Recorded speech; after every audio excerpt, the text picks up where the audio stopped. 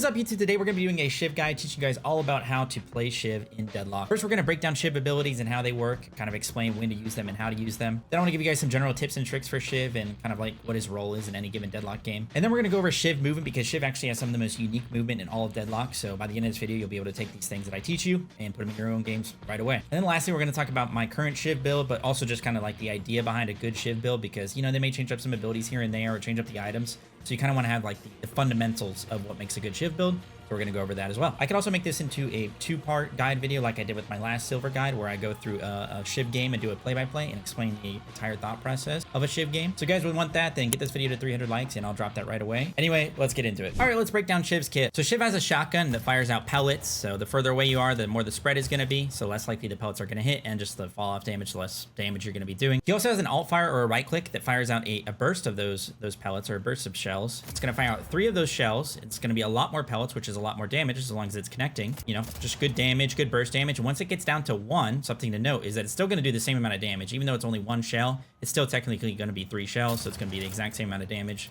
same effect. So this can be really good if you're trying to burst somebody down and you're up close. You can, you know, right click into a light melee or something like that. It can be a good amount of burst damage up close. You can also use this to secure souls from far away because, like I said, you're firing out more pellets, so you're more than likely going to hit the soul with those extra pellets that you're shooting. Another very important thing to note about his alt fire is that when you right click, it pushes you back a little bit. You can see that little bit of velocity, a little bit of momentum that I got from right clicking. And this is what causes Shiv to have such unique movement. And we're going to break that all down when we get to the movement part of the video, but just keep that in mind that the majority of the time you're using your right click, it's going to be for the movement that we go over. So as you can kind of already see, Shiv is tilted more towards a up close play style because of his shotgun.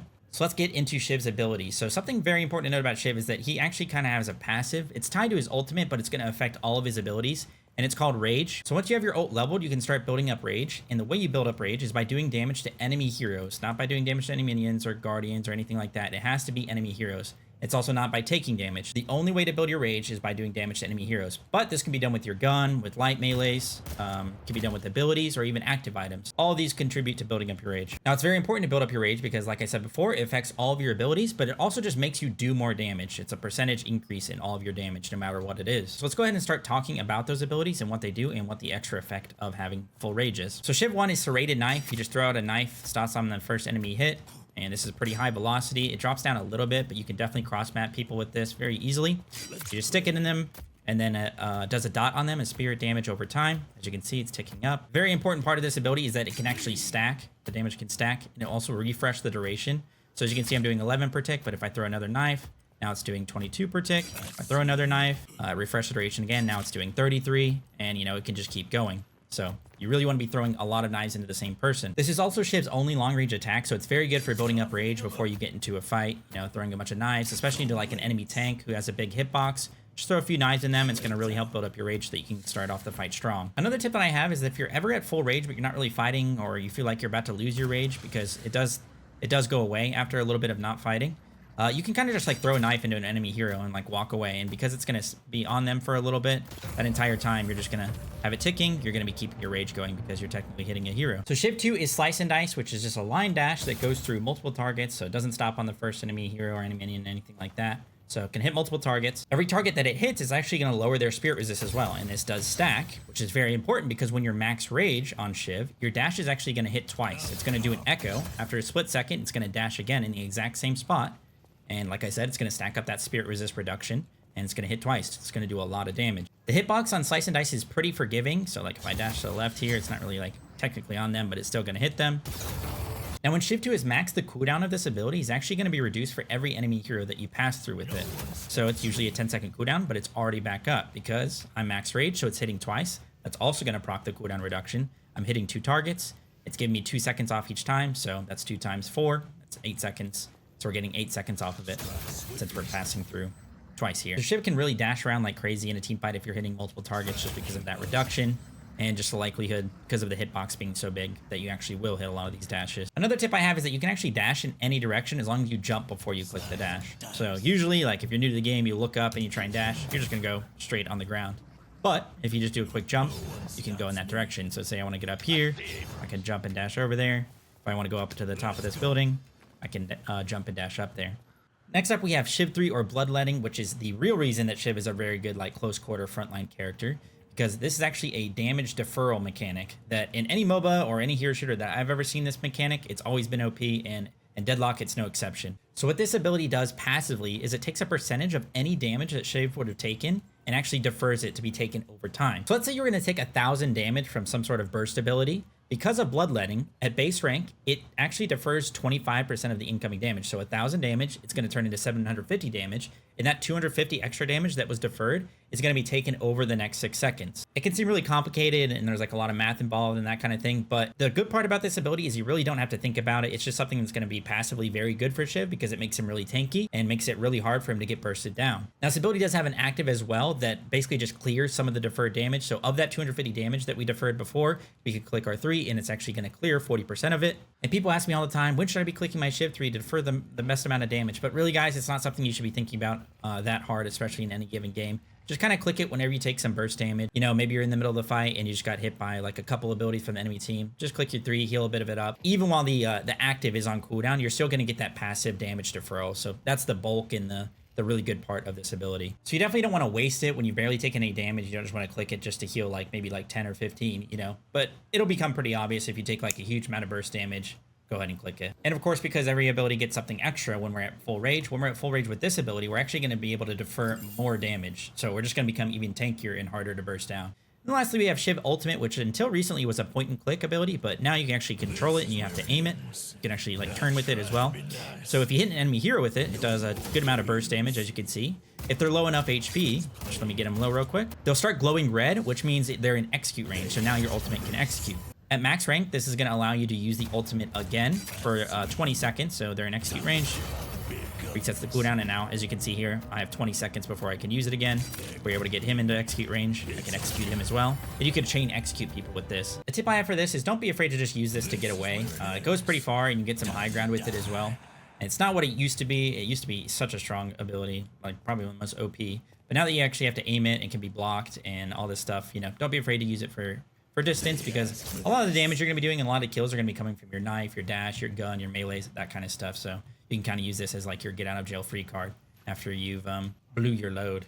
Now I want to show you guys a few more tips and tricks and how we level SHIV, at least right now. You know, that may change. They may nerf and buff some things. So one of SHIV's best items for the longest time has been Decay, because like I mentioned earlier, active items actually will contribute to building rage. So you can just go Decay. This item has a 32-second cooldown. You can just throw Decay on an enemy hero. Just kind of run out and look for somebody to throw Decay on. As long as they don't have a Dispel Magic, you want to just trying to like find somebody just to throw it on them to build up your rage. Because if you throw a Decay on them plus a knife, it's going to be a good way to start building up your rage before you get into a fight. And I did just briefly mention this, but Dispel Magic, you want to be looking out for enemy heroes having that, because we're in a knife SHIV meta, and of course Decay as well. These are things that are going to be putting debuffs on the enemies. So if we stack this up on them, we throw a bunch of knives into them, and then all that ticking damage is hitting them. If they have a Dispel Magic, it's just going to cleanse that. They can just click their Dispel Magic, and it's going to remove all of the knife damage. It's going to remove all of the decay damage. And obviously that would kind of counter our whole kit. So make sure you're looking for targets that don't have that, or kind of forcing that out early. Another counter item for SHIV is Counterspell. So if you're looking to execute somebody and you're, say, they're pretty far away, they can Counterspell in that time. If they just hit their Counterspell, by the time it hits you, you're not going to execute them. So be careful of that. SHIV can also hide a little light melee at the end of his dash. Pretty fast. You can get that off a lot of the time. Be a little bit careful, because if you do it too often, they are going to parry. So don't do it every time. SHIV's right click also has like kind of a long animation if you just let it play out, but you can actually cancel it with a lot of your abilities. So you can like right click and do a knife immediately. Just be careful, it'll go up in the sky. You can like right click and do an ultimate to cancel it out. SHIV is a very good frontliner as well, so don't be afraid to be the first one to, you know, initiate a team fight, especially if your rage is stacked up. You should definitely be getting in there. Of course, you don't have CC on this character, but you do a lot of damage and you're very hard to deal with, so you're going to be this kind of frontliner that just kind of harasses and kills people straight up if they don't deal with you. As far as SHIV level order right now, we're going to be maxing our knives first into our dash. I like to put 1 point in my ultimate for this extra movement speed while we're at full rage. It makes for very good movement. And then I max my 3 into the ultimate. Used to max the ultimate because of the ult reset, but nowadays a lot of times it's just, like I said before, just used for movement to get out of bad situations, and maybe occasionally for the execute. So yeah, max the 3 after the dash and then into the ultimate. Okay guys, now we can go over SHIV's movement and talk more about that alt fire that we briefly mentioned earlier. I have my mouse and keyboard on screen now, so you can kind of see my inputs. So if you're trying to copy this, so you can kind of replicate everything that we're doing. And also, this is just going to go over like everything that I personally use in real games. If you want like a more in-depth explanation of why this stuff works, or like super advanced stuff, I recommend watching Leaf on YouTube, L-E-I-F. He does a lot of good breakdowns of not just Shiv movement, but a lot of different movement for every character. So let's start off simple with Shiv's movement. Because his right click gives us a bit of a boost, we can use this to slide, actually. So if we're crouched, we can just right click and actually slide back in that direction a little bit. Now, as you'll notice, I'm simply just not moving. I'm crouched. I right click and it gives me that boost to move a little bit. Now, you can actually combo this when you're already moving to go even further and get more momentum. But something very important to note is that when you do right click to get this extra momentum, you can't turn completely around to do it. So let me just show you. I think the easiest way to do it is just by showing you. So if I want to slide and get some distance, I have to shoot to my right, perpendicular to where I'm actually trying to go. If I, however, gain some momentum by doing a dash slide and then I immediately turn around and shoot, I'm going to lose a lot of the velocity that I created by doing the dash slide. So yeah, it's pretty simple. Just make sure you're shooting perpendicular to the direction that you're going so you can keep a lot of that velocity. You'll also notice I'm doing a little hop in between my slides to keep some of my momentum. As you can see here, I'm not using any of my stamina. It's just little hops. And if you time this correctly, you won't use any of your ammo. So if I do my dash slide, because I'm sliding, I have infinite ammo with that. Still haven't used a shell, and you can just keep going. Technically, you can keep going forever with that. So this can be very good for getting around the map, especially when you don't have a lot of stamina. And it's very good around ramps as well. So like, let's say I want to go that direction. We have a ramp here. If I go down the ramp by sliding, I want to shoot this direction so that I can go that way. Again, perpendicular to the way that I want to go. The same would apply if I wanted to go that way. So I slide down this, I can shoot that way, and I'll get some further momentum going this way. You don't actually have to already be crouching to get this little bit of a boost like this. You can just actually click them both at the same time like that, and you'll get some slide speed that way. The only thing you're going to need to practice or get the timing down on is that little hop in between that I do.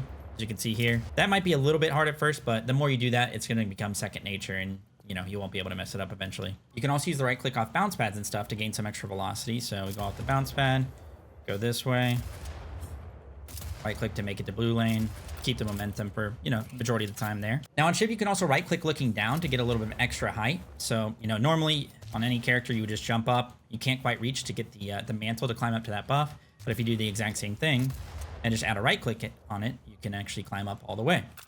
Now, a really important movement tech for Shiv is the wall bounce with the right click. So normally, if you just ran up to a wall, you jump off of it, you do a wall bounce, cost 0 stam, you know, that's just what most characters can do. But if Shiv adds a right click the millisecond before he bounces off the wall, again, you're right clicking before you bounce off the wall, but it's very, very short time frame. If you do that correctly, though, you can do this. As you can see, I got a lot of distance. You can throw a slide in at the end of that. As you can see, it costs 0 stam, and you get quite a lot of distance doing it, so it's very, very good, especially for getting out of sticky situations, chasing people down, especially in situations where you have 0 stamina. So this is one of the harder things to do, so definitely want to try and get this down just through practice and repetitions. However, what makes this even harder is that you can also do this while moving, so you can do the wall jump while already having momentum and velocity. So if I was gonna, you know, get some momentum by dash jumping at this wall, I could jump at it and wall bounce off it to go this way. Kind of an enclosed area, but there's a lot of different spots on the map where that can be pretty useful. And that includes off the bounce pads on the map. So we could go like this, go towards mid lane with that. And nowadays that we're using Shiv Ultimate for movement or to get out, we can actually combo that with a wall bounce as well to get some extra distance. So you can get out of a lot of situations doing stuff like that. A lot of the spots and when you're going to use them is just going to come more naturally as you get better and better at each of these things. But the number one tip I have for this wall bounce is like using it in lane. It's very good for getting out of like bad situations in lane, especially early game when you're not going to, you know, maybe you're getting into crazy fights, using a lot of stamina and everything. As long as you have this in the back pocket to get away, you're going to get out of a lot of situations you otherwise wouldn't be able to on any other character. And the last thing I'll show you guys as far as the right click movement, although you probably won't find this that useful, but maybe someday you will. You can actually use it to kind of just stay up in the air for a long time if you combine it with wall bounces and just sequence in a right click every time. In fact, if you have low enough cooldown, you technically can just dash back up and keep doing it. Kind of like stay in the air for a long time. So say there's like a pesky Moen Krill down there trying to ult you or something. You could use that to kind of, you know, distance yourself and, you know, just buy time or be a nuisance, or, you know, maybe you're like 1 HP and you're just trying to buy as much time for your team as possible. You can, you know, maybe use that tech. Now let's go over Shiv's build, guys. So Shiv right now is not the greatest in the early game, and his gun is also not that great right now. So we're not going to be building any gun in this specific build, but let's say they buff Shiv's gun in the near future, or they add something to his kit that kind of like, you know, synergizes well with his gun. then you can consider some gun items. Stuff that would synergize with a, you know, a shotgun character or a close quarters type character. So stuff like close quarters, mystic shot, stalker, kinetic dash, melee charge, point blank, stuff like that. But again, the gun isn't the greatest right now, so we're not going to have that in the build. So right now, what I do on Shiv, because his early game isn't the greatest, and he's very reliant on his ult and getting to decay so that he can actually stack his rage from his ult. You're not relying on your ult because of the actual active effect of it, because of the passive, the rage that you need to stack up so you can actually do more damage and have the extra effects on your abilities. So that's why I go Golden Goose Egg, because what this does is it generates souls basically out of thin air. So it allows you to get to your ult sooner because your net worth is just going to be higher sooner. So you're going to have your ult sooner. So basically I buy the egg and hold this until I can afford decay by selling it. So around 2,400 souls, I'll sell my egg, and it should be around 800 at that point. Once I get to that point, I'll be able to afford decay. So we sell it, we get our decay. We just throw our decay on somebody, instantly stack our rage in lane, plus like a knife, it'll help us get there. And then we can start having some kill potential. Like I said, early game is bad, but once you reach decay, it's not too bad because you're going to have your rage stacked. We're going to go into extra charge, extra spirit, because that'll get us our spirit investment. Now, this is a spirit / green, you know, tank-based character. So getting those investment bonuses as soon as possible is going to be very, very good. Of course, investment bonuses are going to be the 4,800 souls spent in any given category, which is going to exponentially increase the base stats that we get from building into that category. So just very, very good to do on Shiv. And of course, like I said, we're going to get that in green as well. So we're going to go Heal Bane straight into extra health. Fortitude. Fortitude currently is a very, very strong item for just staying out on the map and having a ton of extra HP and never having to base because of the amount of HP that it gives you back once you get out of combat. But that might change in the near future. Fortitude might get nerfed. It's happened before. So we would replace this probably with Warpstone. Warpstone is also very good on Shiv because it can kind of close the distance, gives us some bullet resist when we Warpstone in and dash in a fight. It'd be super, super tanky. So kind of got to be ready for whatever the meta may throw at us. We might just change it up here and there. But the important thing to note is that, at least right now, Shiv is a spirit tank-based character. He's also going to be in the middle of a fight a lot of the time, so you definitely want to get some of these optionals for the mid-game, especially like a spirit resist and maybe like a reactive barrier if they have a lot of CC that's going to be used on you when you get into a fight. Maybe they have a lot of dot damage or stuff that, you know, is going to apply some debuffs to you. You can throw in a Dispel Magic. Maybe they have like 3 gun-based characters. You could throw in a Metal Skin and just be completely immune to them.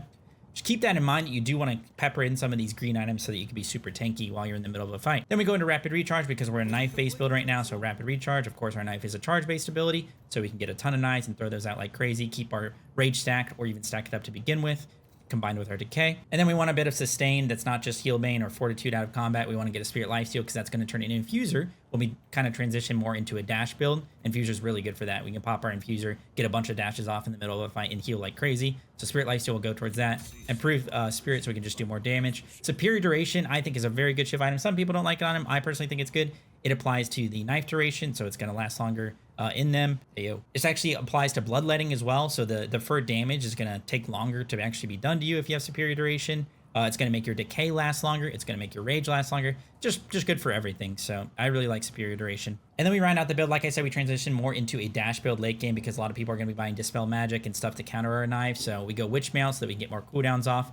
Reverb, and we're going to put that on our dash because that's going to give our dash Spirit Lifesteal. Combine that with Infuser Lifesteal, you're going to heal like crazy from your dash, and it's also going to do a lot of damage because it hits very hard combined with Reverb. And then we just go Boundless, Spellbreaker, Plated Armor, just some quintessential tank items. You can kind of go some of these other things if you need them. Like you could go like a Divine Barrier if you're trying to cleanse like a Pocket Ult or something like that. If you really feel like you need like an Unstoppable because they keep CCing you, you can go that.